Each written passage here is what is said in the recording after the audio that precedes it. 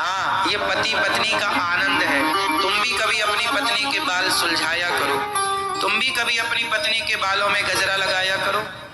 क्या दिक्कत है? पड़ोसन के मत लगाओ बस। अपनी पत्नी के बालों में गजरा लगाना सही है कि गलत है? क्यों? ये राम जी कर रहे हैं और राम जी ये कह रहे हैं कि पति पत्नी को भी प्रेम से रहना चाहिए, ये प्रेम में बढ़ोतरी होती है। सही है, बिल्कुल गलत नहीं है। पति पत्नी दोनों, एक बात बताएं, पति पत्नी बैठे हैं, उनका मिलन है, और यदि आप पहुंच गए उस समय और आपने उन्हें डिस्टर्ब किया तो ये भी पाप है, पता है आपको? पति पत्नी के मिलन में भी बाधा बनना पाप है, ये भी बहुत बड़ा पाप है। अब इसे आप किस तरीके से समझते हैं आप जाने, लेकिन ये भी एक पाप है।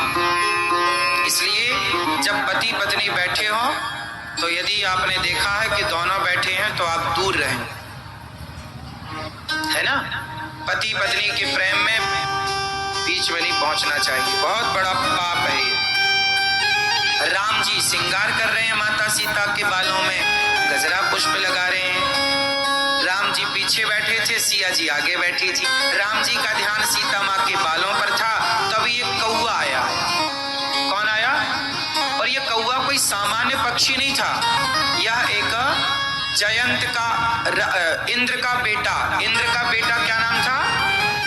इंद्र का एक बेटा है। इंद्र कौन है? देवताओं के राजा, देवताओं के राजा का बेटा, इंद्र का बेटा जयंत आया, कौवा बनकर आया और सीता माँ के पांव में चोंच मारी।